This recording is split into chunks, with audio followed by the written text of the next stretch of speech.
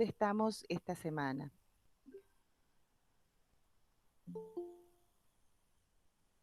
Ahí seguramente, ahí ya está grabando. Y ahora les voy a presentar en el aula la clase. Así, bueno, arrancamos. Bueno, ya estamos en 9:34, podemos comenzar. Buenos días a todas y a todos. Creo que son mayoría amplia de mujeres en el grupo. Bueno, vamos a comenzar entonces viendo en qué lugar estamos de la cursada. ¿Ustedes están viendo ahí el campus? Sí, profe. Perfecto. Entonces, fíjense que estamos transitando esta semana, ¿no? Habíamos dicho que las clases las habilitábamos para todas las comisiones los miércoles, por eso esa fecha, porque como es una misma aula para todas las comisiones de comunicación, pusimos miércoles como un día para habilitar las clases. Y así tienen todos esos días de la semana para ir completando las tareas. Acá lo que les dimos fue una lectura, que es la que vamos a trabajar hoy, y hubo un foro de consultas que estaba dividido por las comisiones. Ustedes tenían acá comisión medicina, consultas sobre el texto. Algunos lo que me pusieron ahí es que no habían podido entrar al glosario. En todo caso, después chequeo los nombres de quienes no pueden, pero fíjense que el glosario dice comisiones de ATE y medicina, y mi nombre. Y hay que pertenecer a la comisión 1, que esta es la de medicina y esta es la de ATE. O sea que si están bien inscriptos, deberían poder entrar.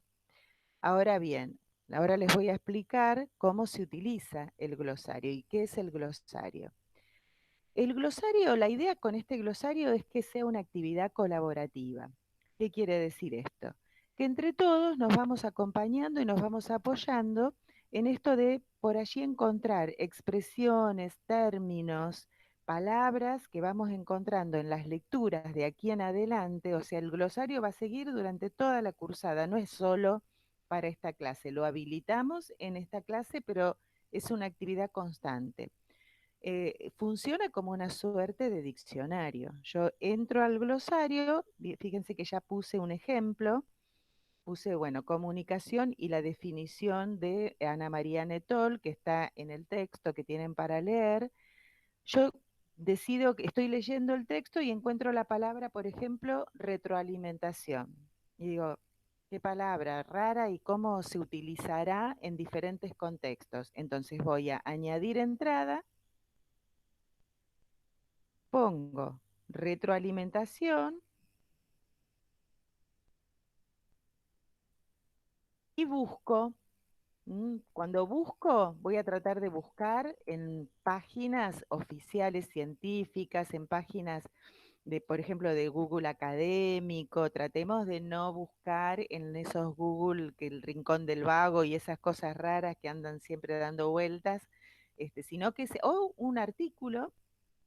Pues incluso fíjense que en la parte esta de glosario, ustedes podrían subir, en vez de definir, o ponen, subo un artículo que encontré interesante sobre este tema. Vienen acá, hacen clic en la flechita y pueden. O bien, descargar como es un artículo que está en internet, o copiando el link y poniéndolo, lo ponen ahí, acá copian el link y descargan lo que encontraron o subiendo un archivo que hayan encontrado. Lo buscan en su máquina o donde lo hayan guardado, en el teléfono, donde sea, y suben ese archivo. O sea que también podrían no solo escribir algo acá en la definición, sino que además podrían subir algún archivo, algún artículo, algo que a ustedes les haya interesado, les haya llamado la atención y que consideran que a sus compañeros y compañeras les puede servir, les puede interesar, porque tiene que ver con la temática que vamos viendo en la cursada. ¿Se entiende cómo funciona este glosario? Recuerden que Sí, es algo sí. bárbaro, y si tienen dudas me pueden ir también escribiendo por el chat para no olvidarse a medida que... Sí, Sí, profe, sí, Ros. justamente de que el glosario, esa parte, por ejemplo, yo tampoco la pude abrir, igual que otras compañeras que comentaron, pero en la parte inferior hay una parte que dice comisión 1, glosario, y ahí yo sí pude ingresar en la página anterior. Ah, claro, el problema ahí es que hay dos comisión uno. Yo me voy a fijar Bueno, yo ahí pude tu subir y nombre la como, a ver, definición. tu Romina apellido. Carlos. Carlos, el apellido Carlos. Vamos a buscarte acá como participante de la clase y a ver dónde estás. Carlos. Romina Carlos, pero vos estás en la comisión en esta que corresponde, deberías poder entrar bien. Es raro eso. Sí, Bueno, pero solamente pude subir en esa que decía comisión 1 y ahí subí la palabra y la definición. lo que pasa que viste que hay dos comisión uno. Bueno, yo después voy a fijar, me voy a fijar bien dónde estaría el problema. Yo desde lo que yo veo no debería haber problema para que ustedes participen porque yo lo configuré para esas dos comisiones, para que ustedes vean cómo es la forma que tenemos los docentes de hacer, que ustedes entren, vamos a ir a activar edición, que es algo que solo tengo yo, o que tenemos solo los docentes. Fíjense que acá yo tengo el glosario de ATE y medicina. Y dice, no disponible hasta que se pertenezca a estos grupos. ¿Por qué? Porque si yo me fijo en la configuración, voy a encontrar que yo lo configuré para que puedan acceder ustedes, que son estos, la comisión en minúscula, porque esta 1 y esta 1 es de enfermería, y la comisión de ATE. O sea que no entiendo por qué no estarían pudiendo entrar. Después, en todo caso, chequeo, pásenme de nuevo, si quieren, pásenme los nombres en el chat de los que están teniendo esa dificultad. Así yo chequeo a ver cuál es el problema que puede haber ahí. Y si no, bueno, armo de nuevo y lo hacemos, porque la idea que este glosario todos puedan ir completándolo, porque también es una actividad obligatoria. Y entonces tenemos en esta clase de esta semana, sobre todo eso, el glosario y el texto para leer y el foro de consultas. Ahora vamos a ir a, paren que voy a dejar de presentar esto, vamos a ir directamente a la temática, a la clase. Bueno, la clase de hoy tiene que ver con darles un panorama y una idea de a qué nos referimos cuando hablamos de comunicación, tocar un poco, comentarles a ustedes el contenido que les pusimos para compartir para la lectura que tenían en esta clase y tener como esas primeras aproximaciones, como dice el texto.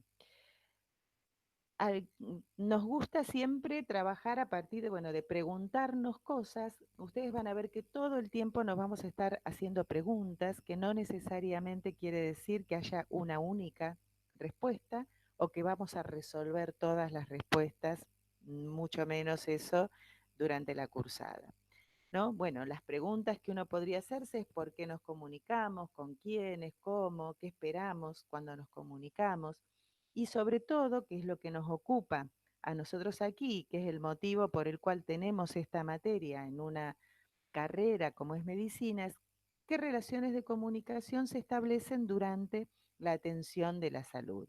Eso no sé si alguno ha podido participar el martes de la charla que dimos, que fue tan multitudinaria con el conjunto de la cátedra, habrán visto cómo eh, cuando se trata del terreno de la atención de la salud y sobre todo en un contexto como este de pandemia, empiezan a aparecer estos temas con una gran visibilidad y con una gran importancia, ¿no? Hay como una necesidad de buscar herramientas, de buscar, bueno, ¿cómo hacemos para que la gente entienda que hay que cuidarse, que, que no podemos, perdón, pero tengo que darle acceso a alguien, que no podemos hacer cualquier cosa porque tenemos que respetar al otro y tenemos que cuidarnos para cuidar al otro, en fin, todo lo que venimos hablando en estos tiempos, vemos la importancia que tiene pensar en por qué si nosotros comunicamos una cosa, la gente hace otra cosa.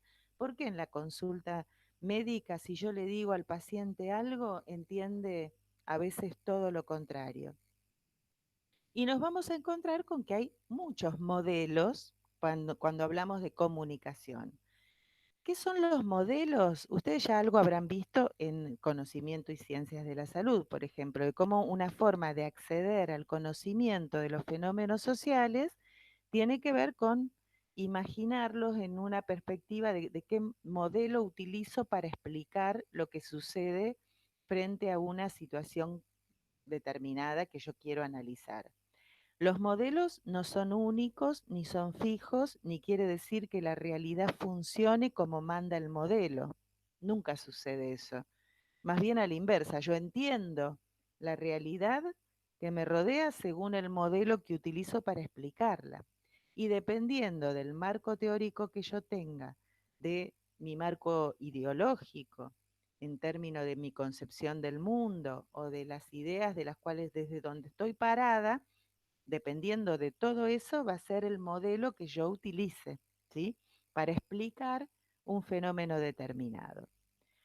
Nosotros ahí en el texto arrancamos para hablar de los modelos de comunicación con un modelo que es muy conocido y que ha sido sumamente analizado y que cuando uno empieza a hablar de comunicación a todo el mundo le viene a la cabeza esta idea de emisor, mensaje, receptor, como si fuera una fórmula mágica que aplicando esa fórmula ya entendimos todo. Yo acá lo que quería comentarles es un poco de dónde viene ese modelo para entender por qué le hacemos muchas críticas quienes trabajamos en el campo de la comunicación en salud y por qué le hacemos críticas desde la cátedra. Este modelo, que resumido es el modelo de emisor, mensaje, receptor, está muy vinculado a lo que en 1949 Shannon y Weaver, que eran dos matemáticos, pensaron en términos de cómo pensar el flujo de información entre máquinas. Entonces, de un aparato a otro había que enviar una información para lograr un objetivo determinado y lo que había que lograr era que esa información llegara exactamente igual a como se había pensado en la fuente o emitido en la fuente, tenía que llegar exactamente de la misma manera al destinatario de esa información. Esto fue tomado en aquellas épocas y provenía más bien en aquella época de contextos bélicos, de guerra, en los cuales había también una necesidad muy fuerte, por ejemplo, de si un avión bombardero tenía que atacar una ciudad con una bomba, esa bomba tenía que caer en el objetivo militar y no en un hospital o en un poblado con niños, mujeres, como dicen en las películas. Entonces había que pensar dispositivos tales que hicieran que esa información llegara tal cual, no podía haber ninguna distorsión, porque cualquier distorsión podía llegar a ser fatal. Entonces se imaginó todo un modelo en el cual la fuente de información era el ámbito donde estaba el mensaje, que había que elaborarlo como un mensaje, codificarlo de una manera determinada para que estuviera protegido también, transmitirlo por un canal en forma de señal que recibía un aparato receptor que lo transformaba ese código, imaginemos códigos de distinto tipo, desde código Morse hasta el código que sea, lo transformaba en un mensaje y llegaba a destinatario. Y en esta transmisión de información que se buscaba que fuera exacta, que no hubiera ninguna distorsión, lo que se veía era que si había una fuente de ruido, había que eliminarla, había que al máximo eliminar ese ruido, ¿sí? Es como cuando en las clases virtuales decimos, bueno, apaguen el micrófono porque me entra mucho ruido, así escuchan exactamente lo que yo digo. Eso es un aspecto de la transmisión de información, que solo me habla del mensaje como una señal, ¿sí? Y no el mensaje desde el punto de vista de cómo es interpretado por el otro que está escuchando del otro lado. Yo por más que les pida que apaguen todos los micrófonos y yo acá trate de eliminar todos los ruidos, yo no sé cómo ustedes van a estar interpretando y recibiendo todo lo que yo estoy diciendo. Solo me va a dar la pauta de que llega esa información, pero nada más que eso.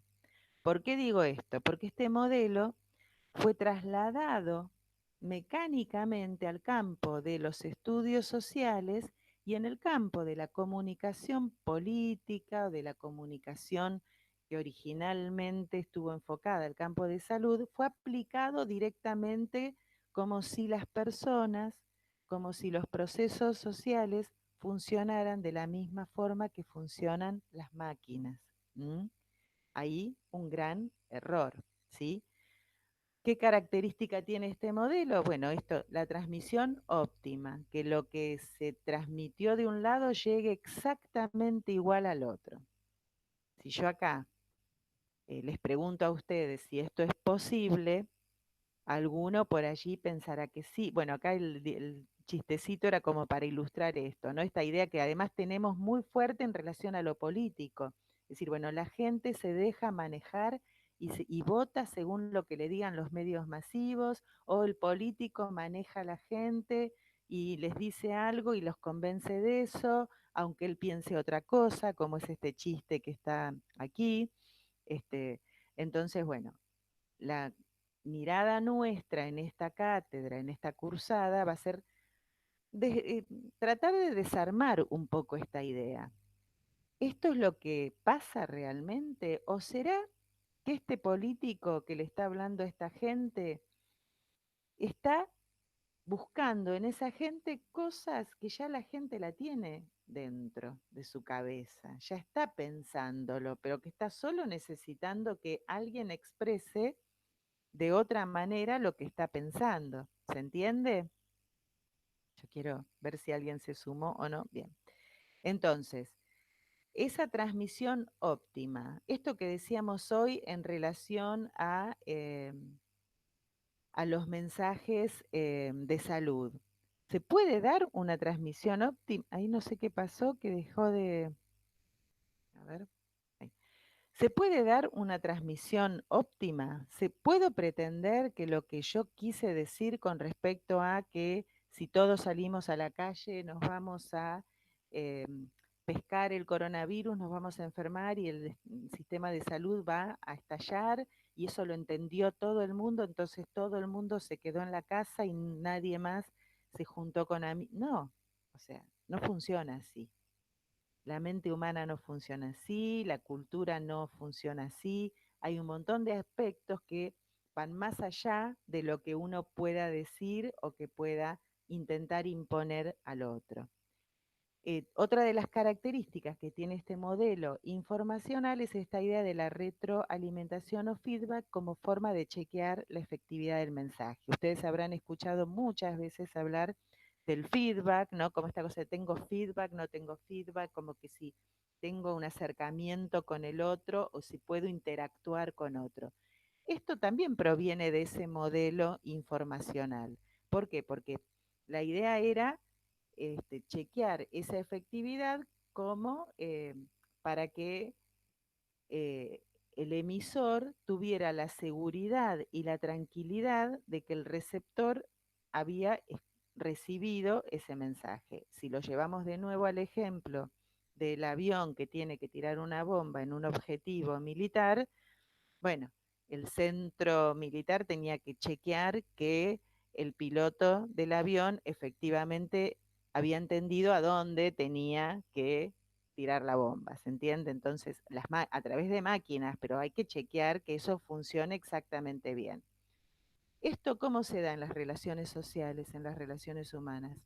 Es más difícil. Yo no voy a... Una que ya dijimos que pensar que existe una comunicación perfecta, transparente, donde si A dice una cosa, B interpreta eso que quiso decir A, es como una ilusión. Eso no existe y difícilmente vaya a existir. No es que acá les vamos a enseñar las 10 técnicas de la comunicación eficaz como hacen algunos chantas por ahí, que dicen, bueno, yo te voy a enseñar cómo tenés que hacer para que la gente haga lo que vos querés o entienda lo que vos querés. Bueno, eso sería charlatanería de feria, porque sería no comprender que los procesos humanos tienen características que van más allá de esta linealidad que nos marca el modelo informacional. Como esta cuestión del ruido, ¿no? Esto que para el modelo informacional es el ruido porque está pensando en máquinas, en otro tipo de procesos. Ahora, si lo que se interpone entre el mensaje que sanitario que yo quiero difundir y las personas hacia las cuales quiero lograr algún impacto, y esas personas tienen aspectos que están vinculados a su cultura, que impiden que interpreten lo que yo quiero decir, bueno, entonces, ¿qué? ¿La cultura que es un ruido que hay que eliminar? No, no nos cierra pensado desde allí. En todo caso, la cultura será un elemento que yo como sanitarista, como alguien dedicada a la salud y que estoy convencida que hay que hacer determinadas cosas para estar mejor, para cuidarse, para que nos cuidemos todos, voy a tratar de comprender esa cultura en la que, desde la cual estas otras personas están interpretando distinto. Lo que sí vamos a trabajar acá es cómo lograr una negociación de sentidos, podríamos decir. ¿Cómo negociamos esa interpretación?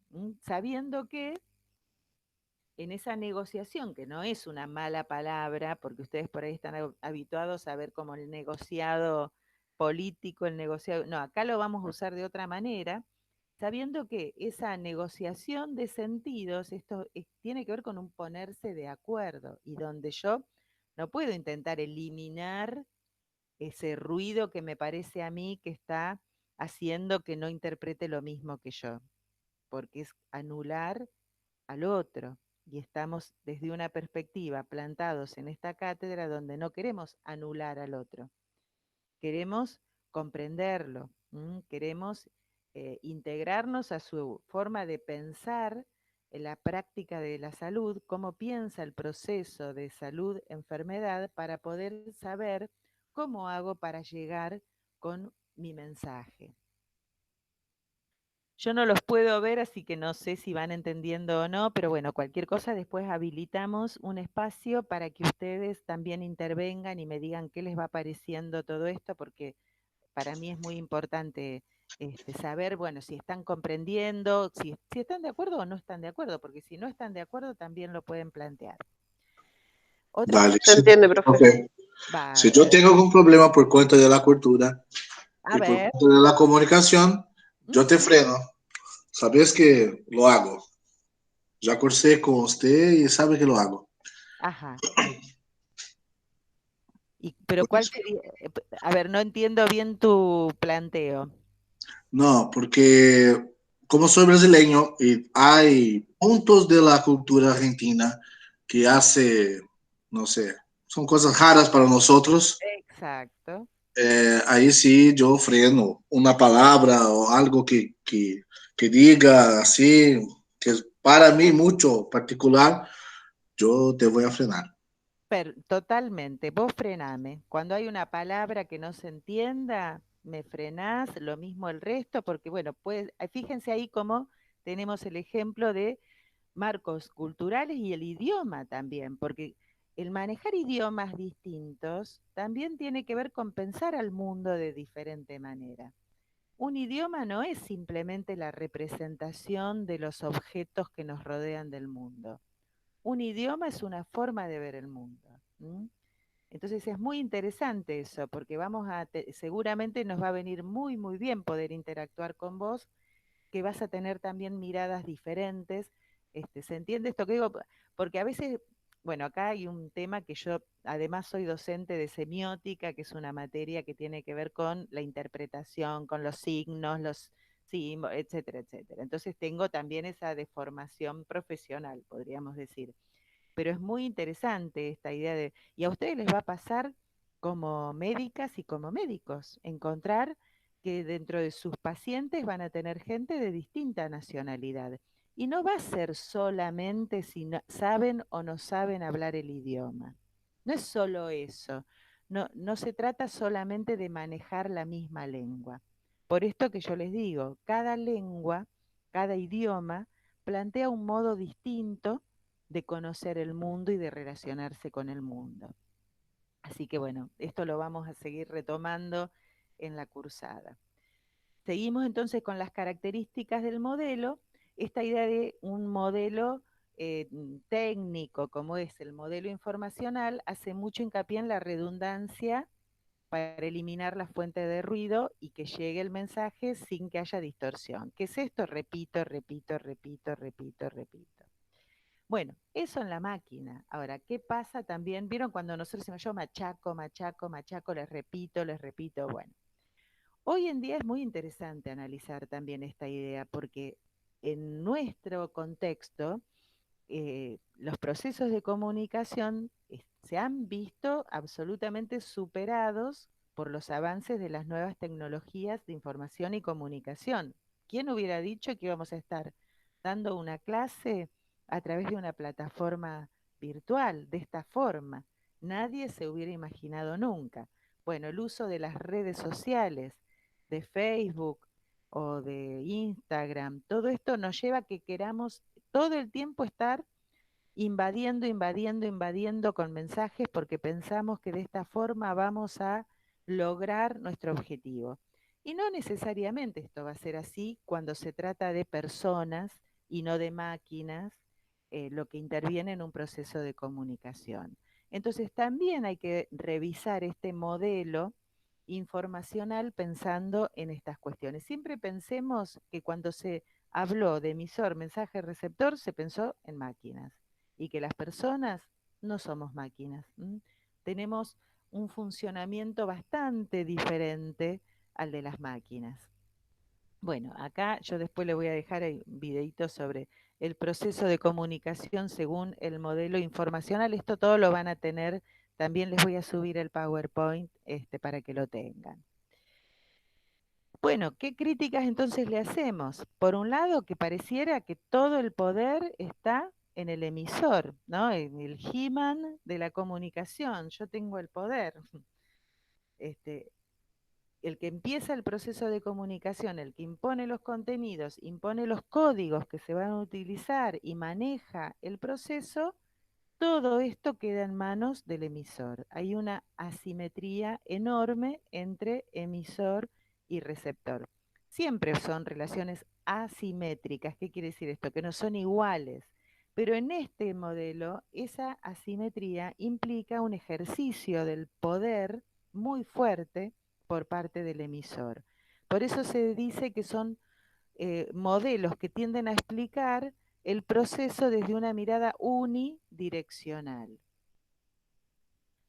y que presupone también que los códigos son simétricos. Fíjense, yo empecé la clase hablando, presuponiendo que el compañero brasileño iba a entender exactamente igual que ustedes, porque yo no sabía que teníamos en el grupo hoy escuchando la clase alguien de Brasil que tiene un manejo de nuestro idioma, pero que no es su lengua madre, proviene de otra lengua materna.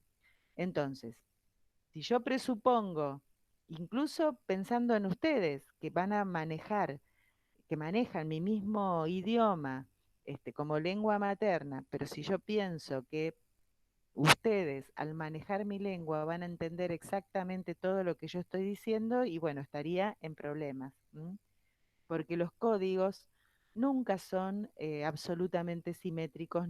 Los códigos dependen también no solo de la cultura, de dónde nacimos y la lengua a la que pertenecemos y con la cual le damos forma al mundo, sino también los códigos dependen de procesos más micro, de cuestiones de clase social, de cuestiones vinculadas a la edad, de cuestiones vinculadas a las prácticas a las cuales uno está habituado.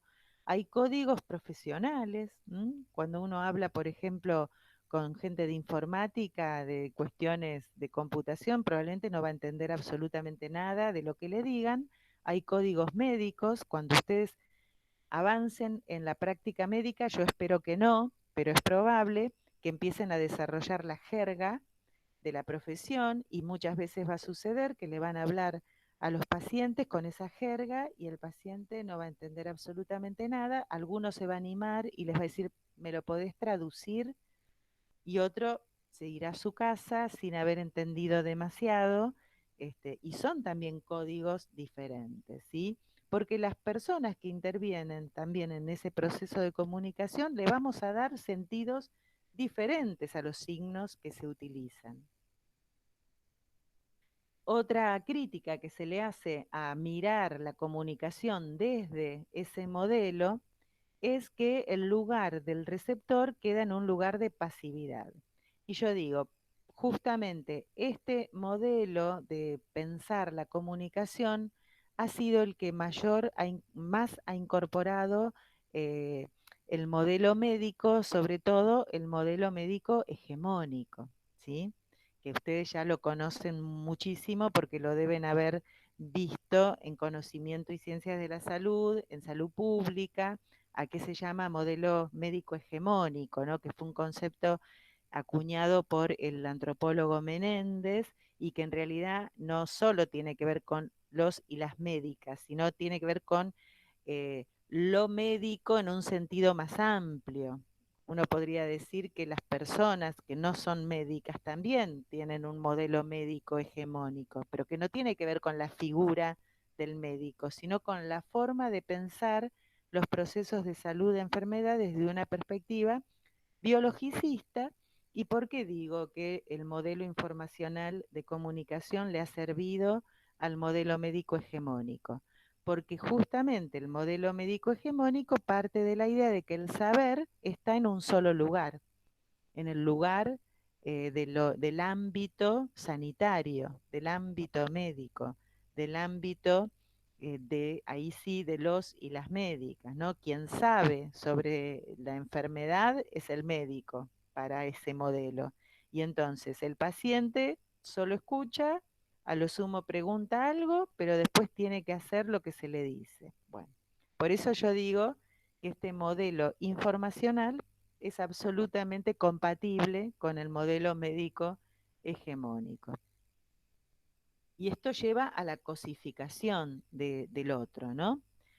Actualmente este modelo también tiene, como digo yo aquí, bueno, como se plantea, ¿no? Aceptación en el campo de las estrategias de comunicación en salud cuando se busca un cambio de actitud o de conducta para la adopción de hábitos saludables, ¿no? Y esto lleva también a que muchas veces haya unida un avance y retroceso con esto de las estrategias de comunicación en salud. No solamente a veces los mensajes no logran el objetivo que se busca, por más que a veces los gobiernos o, o los estados invierten fortunas en grandes campañas de comunicación y eso no necesariamente va a lograr que por el mensaje más lindo, la llegada más amplia, logre el objetivo que se propone, sino que muchas veces se logra el objetivo contrario, ¿sí? Un poco uno podría analizar lo que está pasando ahora con la pandemia, este mensaje que ha tenido mucha fuerza desde este último tiempo con la profundización de la pandemia, que ha sido un poco instalar el miedo, el temor, ¿no? Es decir, el virus está ahí, nosotros vamos a buscarlo y todo el tiempo nos podemos enfermar y esto por eso no hay que salir. Entonces empieza la sociedad, sectores de la sociedad, como lo vemos también en esas movilizaciones o en esas fiestas clandestinas, empiezan a pensar, bueno, si todo el mundo, si esto es tan inevitable y tan terrible, y bueno, todos nos vamos a enfermar y de algo hay que morir y salgo igual y no me importa nada. O lo contrario, yo no salgo y entonces que nadie se me acerque y en vez de desarrollar procesos solidarios, porque son momentos en los cuales la única forma de pensar cómo se combate el coronavirus, la pandemia, el contagio tiene más que ver con lo social, con la solidaridad, con cuidar al otro, mensajes tan apocalípticos terminan haciendo que se destruyan también los vínculos entre las personas, porque todos son mi enemigo, todos son potenciales transmisores del virus y entonces me pueden contagiar. Yo al principio de la pandemia, he hecho todo lo que se me ha dicho, no he salido, no he hecho nada por fuera de la cuarentena y soy defensora de la cuarentena, aclaro, para que no se malinterprete, pero lo que veía al principio en mi Facebook, con las cosas que se publican, cómo empezó a haber de entrada toda una movida acusatoria hacia el otro, ¿no? Uno que planteaba con orgullo casi cómo se había puesto a pelear con una persona en la cola del supermercado o en la farmacia porque no estaba usando barbijo, porque no mantenía la distancia. Entonces, esta cosa de convertir al otro en amenaza, ¿no? Y que es un riesgo cuando el mensaje está tan focalizado y tan orientado a demonizar a asustar, a instalar miedo, ¿no? Esto lo vamos a ver, más adelante una unidad del programa donde vamos a trabajar sobre estrategias. Pero bueno, no quería dejar pasar la oportunidad. ¿Alguien quiere comentar algo sobre esto? Bueno, sobre esto se puede traer los ejemplos de Brasil, que, Ajá. que nos tenemos los presidentes que no da devida importância al vírus. Dijo muchas y muchas veces que era solo un resfriadito, una gripecita, algo a menos, por menor. Sacó el ministro de Salud, son tres que salieron, y ahora, por ejemplo, ya hace como 4 o 5 semanas que no tenemos un ministro de Salud. Hay un militar como adjunto, no sé si la palabra adjunto hay acá. Sí, no, no así, pero entiendo. Ujú. Sí, hay un militar allá tomando lo que tiene que tomar. Por imposición se convirtió en protocolo el uso de hidroxicloroquina para tratamiento y se comprobó mucho más maléfico que benéfico. Mató muchas personas la hidroxicloroquina, Exacto, hasta que una persona afirmó en la justicia que no podría. exacto. Y lo propio Ministerio de la Salud, por los empleados eh, hacen campaña por mantener la cuarentena y el presidente de la República hace al revés. Entonces, hay un disparazo. Bueno, ahí, claro, hay como una versión contraria a lo que podemos ver en nuestro país en el sentido que desde nuestro gobierno sí ha habido como mucho énfasis en esto de cumplir la cuarentena y los recaudos que hay que tener en cuenta para cuidarse y cuidar al otro.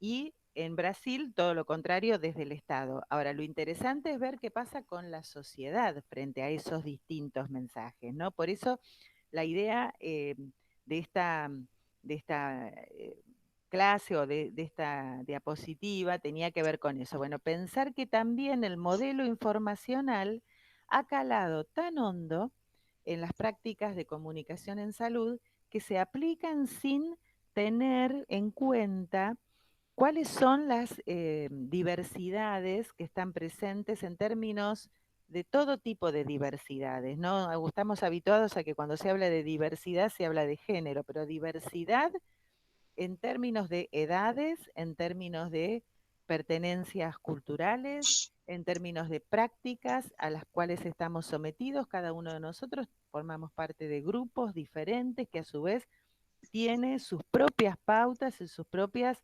normas implícitas y que hacen que funcionemos de una manera o de otra más allá de ese mensaje que se está transmitiendo. Bien, nosotros por eso decimos en el texto que ese modelo informacional es un modelo, si bien es el que más ha entrado en el campo de la salud y en otros campos también, en el campo de la política, y uno permanentemente está pensando en eso, que cómo hago para decir las cosas de tal manera que el otro haga lo que yo quiero, ¿no? Es como un modelo que lo tenemos incorporado desde siempre. Sin embargo, desde el campo de la comunicación ha sido un modelo que se ha puesto, como les decía, en cuestión cuando se lleva al terreno de los fenómenos sociales. Hubo una serie de investigadores que provenían del campo de la psiquiatría, de la antropología, de la sociología, que se nuclearon en una universidad en California y que empezaron a mirar los procesos de salud mental, los procesos que se daban en los contextos de encierro, en hospitales, en instituciones psiquiátricas. También empiezan a incorporar a la comunicación como un eje central de sus estudios, ¿no? Gregory Bateson, que era un antropólogo, pero que se dedicaba a la salud mental y a la psiquiatría, perdón, va a plantear que la comunicación no solo tiene que ver con transmitir mensajes, como veíamos con el modelo informacional, porque si uno ve el modelo informacional, todo el acento está puesto en transmitir un mensaje. Pero para Bateson no solo tiene que ver con eso, la comunicación. Él dice que la comunicación incluye todos los procesos a través de los cuales la gente entra en relación y se influye mutuamente. Fíjense qué cambio de lo que venimos diciendo. Venimos diciendo de pensar cómo influyo en el otro para que haga lo que yo quiero, y acá estamos viendo que hay una perspectiva diferente que dice que la gente en un proceso de comunicación se influye mutuamente. Si yo me posiciono como emisora, voy a influir en un receptor, pero ese receptor va a influir en mí también, en algo me va a modificar. Y esto es lo que empieza a parecer interesante para tomar y sumar al campo de la comunicación en salud. ¿Cómo se da esa relación? Y esto de ver que hay formas de comunicación que van a implicar distinto tipo de proximidad entre los protagonistas, ¿no?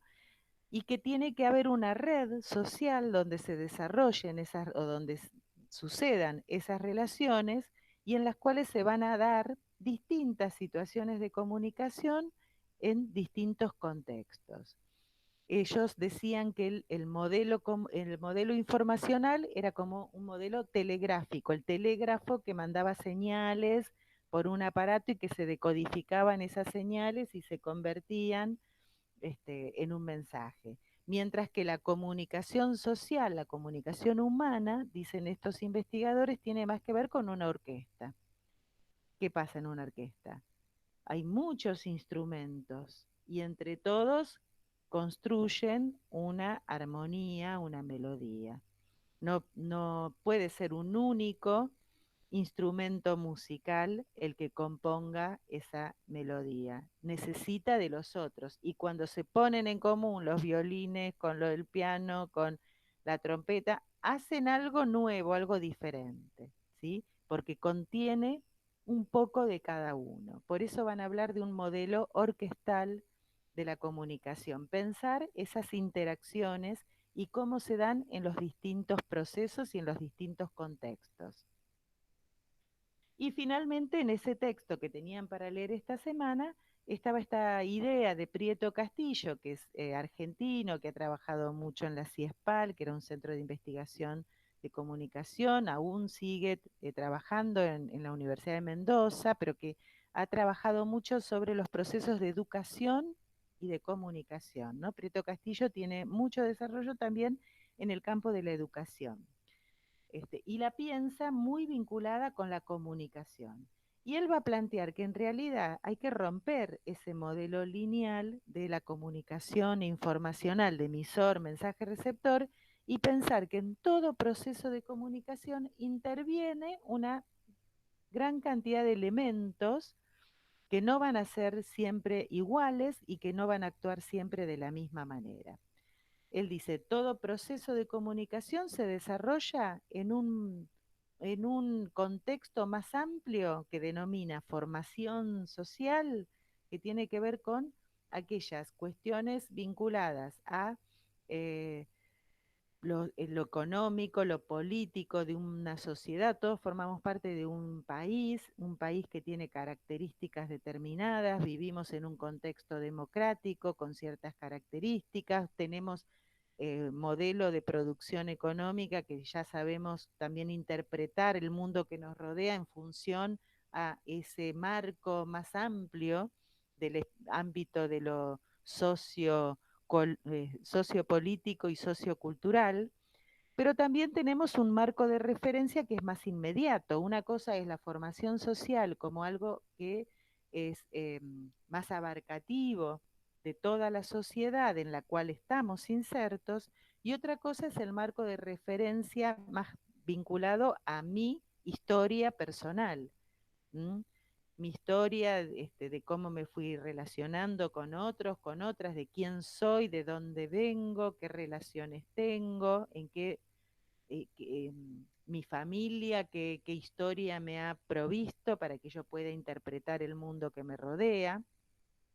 Y en vez de hablar de un código, habla de distintos códigos. Lo que decíamos hoy, ¿no? El modelo informacional parte de la idea de que el código es el mismo para unos y para otros, cuando en realidad esto eh, es imposible, ¿no? Hay un video que yo después se los voy a subir en la clase que viene, seguramente, que tiene que ver con producción de sentido, ver la comunicación desde la perspectiva de la producción de sentido, donde vamos a trabajar también esta idea de los códigos, que es una partecita de una película que se llama Malcolm X. No creo que ustedes la hayan visto porque seguramente son bastante más jóvenes que yo, algunos, otros no tanto, pero bueno, una vieja película en base a la vida de un líder negro que se llamaba Malcolm X, y les voy a subir al campus un fragmentito muy, muy cortito de esa película donde ahí vamos a poder discutir nuevamente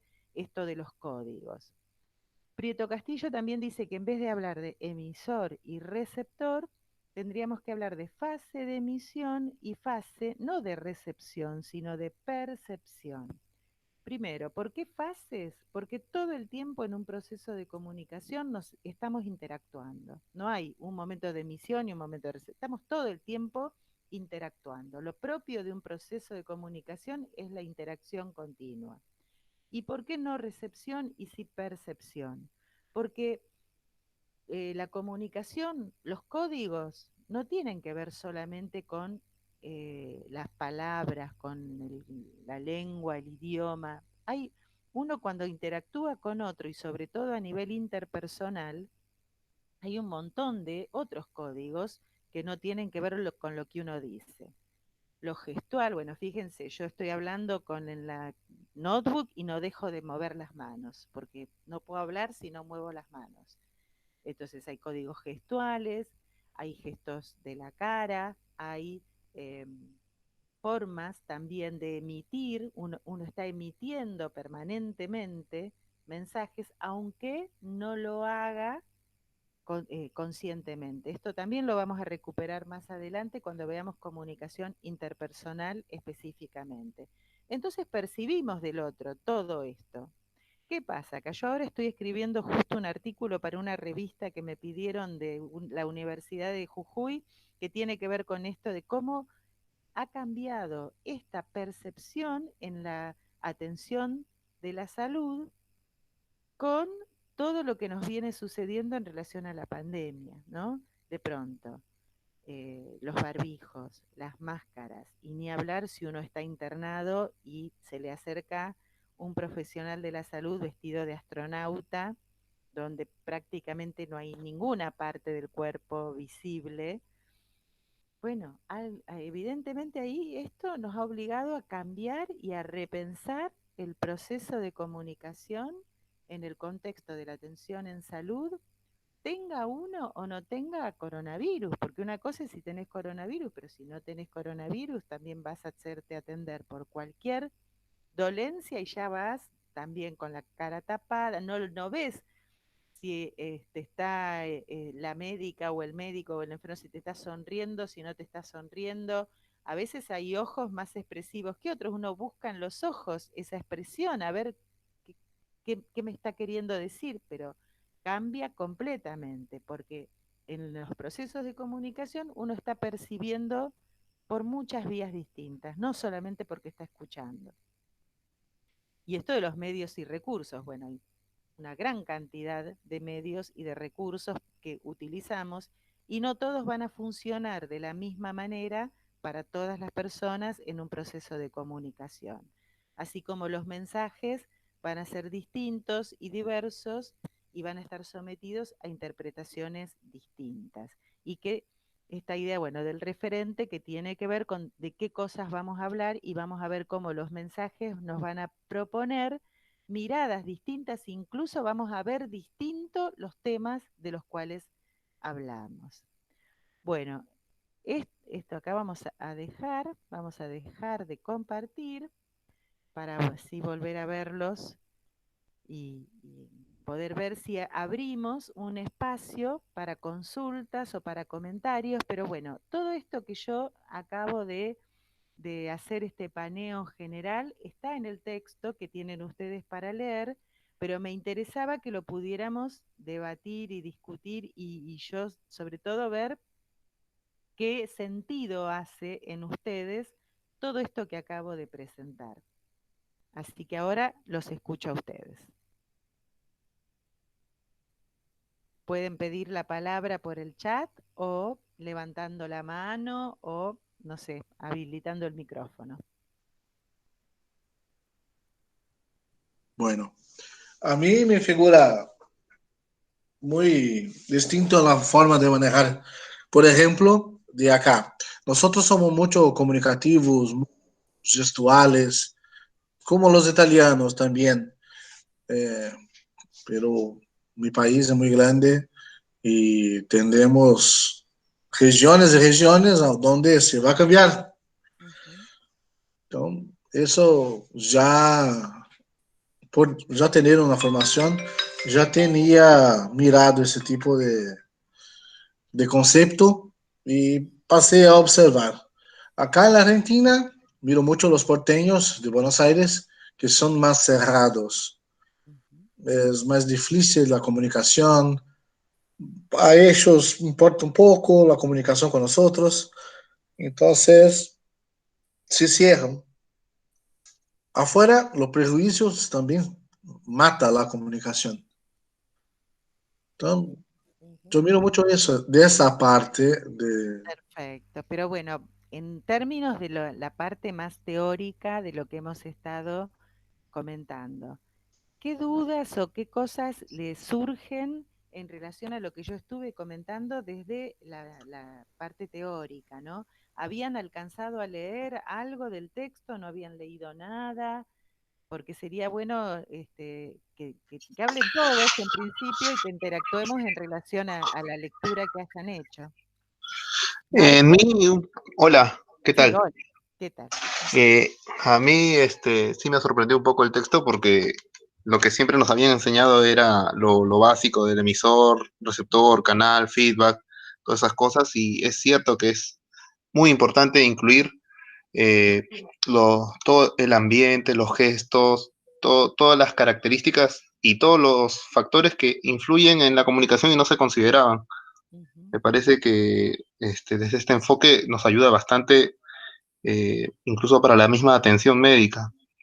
Yo trabajo cuidando a adultos mayores Ujú. y en un momento me acuerdo que me quité el barbijo porque estaba comiendo una fruta y la persona o sea, la pareja del señor que cuido me dice, es la primera vez que te veo sin barbijo, no te reconocí, me pareciste como un extraño. Y fue algo gracioso, eh, como ha cambiado un poco eso en esta etapa que estamos viviendo, porque Exacto, como que no nos reconocemos y como usted dice, no estamos buscando por ahí gestos a nivel de los ojos, otra cosa, exacto. pero son cosas que intervienen en la comunicación y bueno, nos vamos adaptando, ¿no? Me parece que la comunicación siempre se va a ir adaptando. como ahora que nos adaptamos de una manera virtual. Y bueno, ese es el aporte que quería nombrar. Perfecto, me parece bárbaro tu aporte, Marcos, porque justamente es eso, ¿no? Yo trabajé, bueno, durante 20 y pico, 30 años en el campo de la salud y lo que muchas veces uno recibe de los profesionales de salud, de la profesión que sean, en otras épocas eran, no nos preparan en la facultad, no nos preparan para comunicarnos con la gente, no se preparan para ver cuerpos, nos preparan para para estudiar un hígado, para estudiar un órgano, pero no nos preparan para la interacción, para la comunicación. Por eso, para nosotros en esta universidad era tan importante incorporar materias como esta, ¿no? Porque es como vos decís, el caso de los adultos mayores es todo un campo sumamente interesante para analizar, porque ahí es donde uno tiene que pensar estrategias de comunicación absolutamente diferentes para cualquier otro rango etario. ¿M? Hay que pensar y no es fácil, porque por ejemplo, a los varones adultos mayores les viene bien, a las mujeres adultas mayores le viene mal. O sea, es como muy difícil porque también están en un momento de la vida donde su interpretación de esos mensajes está absolutamente atravesada por toda una enorme historia que traen detrás, por otros conocimientos, también pensemos que en este marco de referencia del que habla Prieto Castillo, lo que se juega son experiencias pasadas, ¿no? Si yo siempre tuve una relación lineal, impositiva con un profesional de la salud, que siempre me retó y me marcó que yo tenía que cumplir con lo que me decía y no podía opinar ni nada. El día que cambio de médico, voy a tener eso como marco de referencia de lo que debe ser la atención de la salud. Voy a tener esa referencia. Entonces también eso se pone en juego en los modelos de atención. Y para ustedes va a ser un desafío enorme, porque además de estar pensando en cómo tienen que diagnosticar, qué pasa con este síntoma, cómo lo interpreto, también van a tener que estar haciendo ese mismo diagnóstico, pero desde otra perspectiva, más si se quiere comunicacional. Bueno, ¿cómo hago con mi cara para que no exprese preocupación por esto que le estoy encontrando a este paciente? Porque, bueno, es así. ¿Uno qué hace? Lo primero que hace cuando le entrega los análisis del laboratorio al médico es mirar la cara que pone. Y si el médico que está mirando dice, "Mm, mm", ya ahí decimos, bueno, me estoy por morir por poco. Lo mismo sucede, profe, para cuando tenés que decirle a los familiares que, bueno, tu paciente falleció, lo mismo. Creo que la comunicación Exacto. ahí es muy, muy importante y acompañarlo en ese momento. También la comunicación ahí juega un papel fundamental. Exactamente, hay todo un campo que trabaja sobre ese tema, incluso en el Hospital El Cruce hay un equipo de personas que trabajan sobre esto, que es la comunicación de malas noticias, ¿no? No sé si sigue trabajando en el Hospital El Cruce, pero había una doctora y un médico, una doctora que incluso había sido docente del instituto, que trabajaban sobre todo con los profesionales que están en las terapias intensivas, ¿no? Y con los médicos en general, esto de cómo dar esas malas noticias, pero sobre todo ellos lo trabajaban en función de trasplante de órganos. ¿Por qué? Porque ahí es fundamental la comunicación. Si yo estoy pensando en que necesito que la familia tome una decisión en una situación irreversible para que su familiar que no tiene chance y que se está muriendo pueda donar sus órganos, ahí el 100% del éxito, creo yo, está dado en cómo se transmite esto a esos familiares.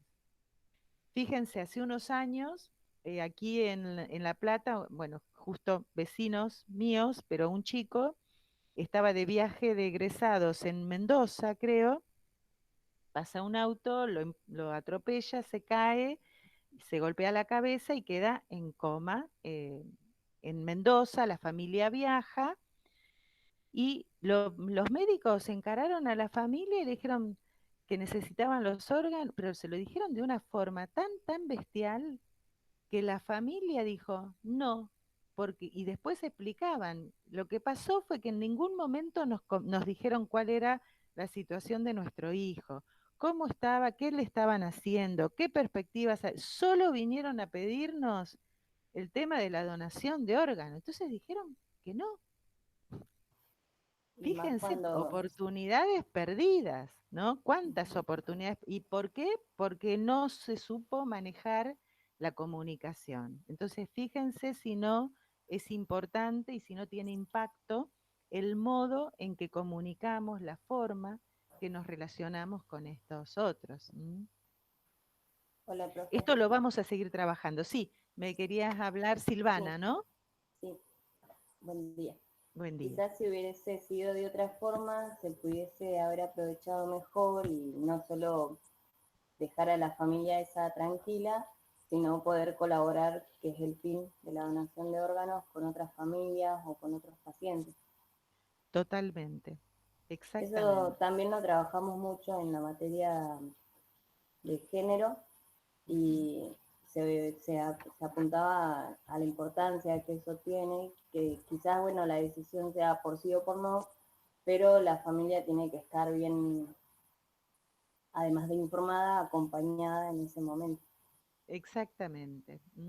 Y esto tiene que ver también con desarrollar ciertas habilidades comunicativas, que no todos tienen esas habilidades y que tampoco lo podemos dejar librado a esta justificación cuando dice, bueno, esa médica es así, es osca, es así, es corta, bueno, no, porque esto también tiene que formar parte de de esos instrumentos que van a tener ustedes para atender a un paciente. Si después en tu vida cotidiana querés seguir siendo osca, osco, antipático, antipática, fantástico, nadie te va a decir nada, pero vos tenés que pensar cómo estás en ese momento frente a una situación compleja, complicada, y cómo la forma en que vos te comuniques con ese paciente o con esa familia va a incidir o bien en la recuperación o no de un paciente, o bien en la posibilidad de salvar a otras vidas, a otras personas, como es el caso de la donación de órganos.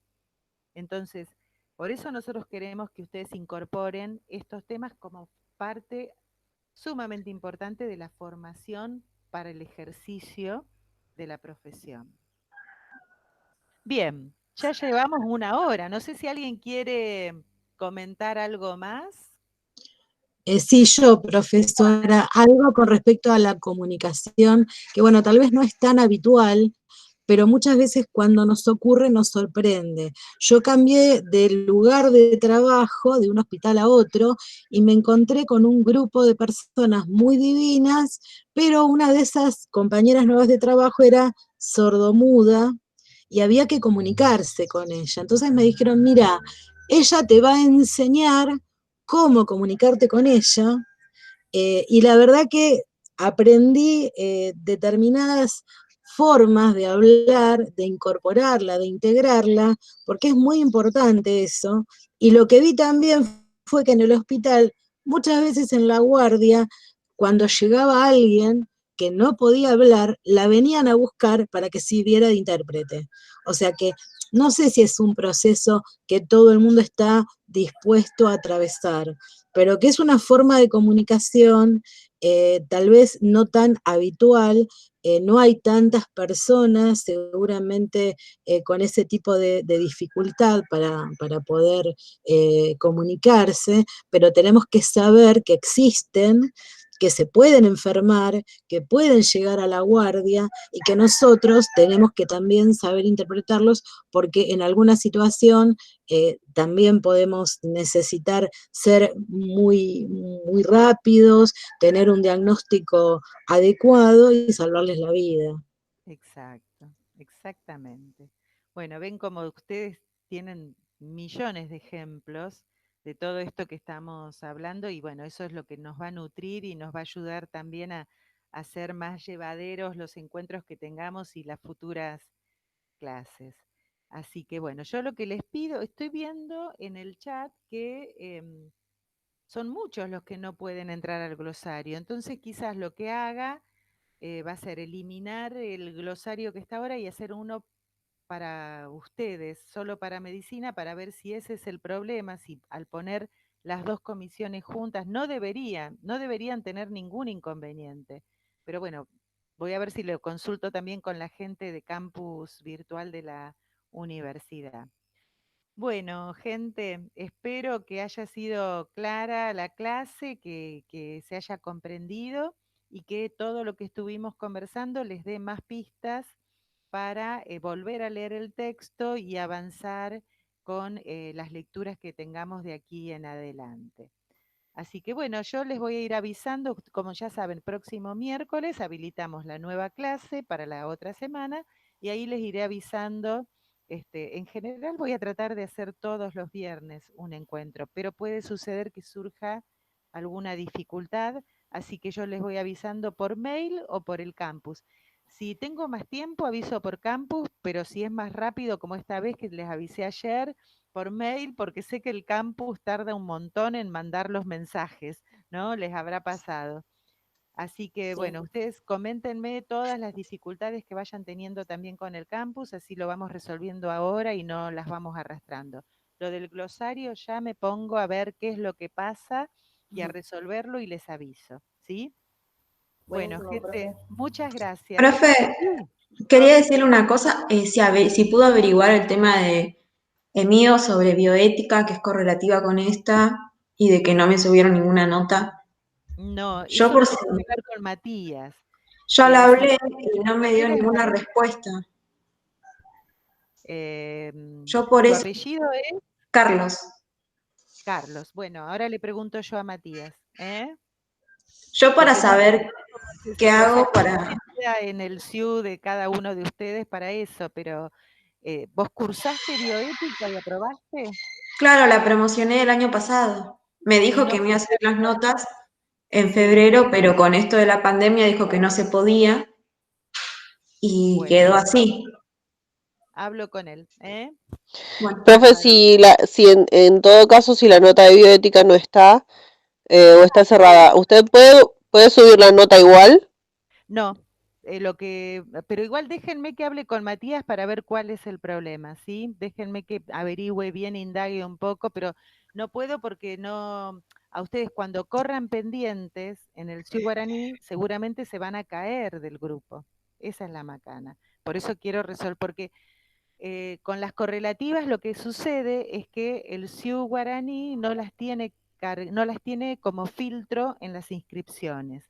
¿Por qué? Porque partimos de la base de que cada estudiante sabe cuáles son las correlativas y sabe a qué se puede anotar y a qué no. Entonces, por Claro, eso pero como se habían cortado, o sea, como habían sacado el tema de las correlatividades, por eso no pregunto. no se sacaron. Lean bien la resolución que salió, porque la resolución lo único que puso en suspenso es el tipo de correlatividad. Lo que dice la resolución acerca de las correlativas es que si antes vos para cursar una materia correlativa tenías que tener la anterior aprobada con final o promocionada, ahora con solo tener aprobada la cursada podés cursar la correlativa. ¿Sí? ¿Se entiende? ¿Sí o no?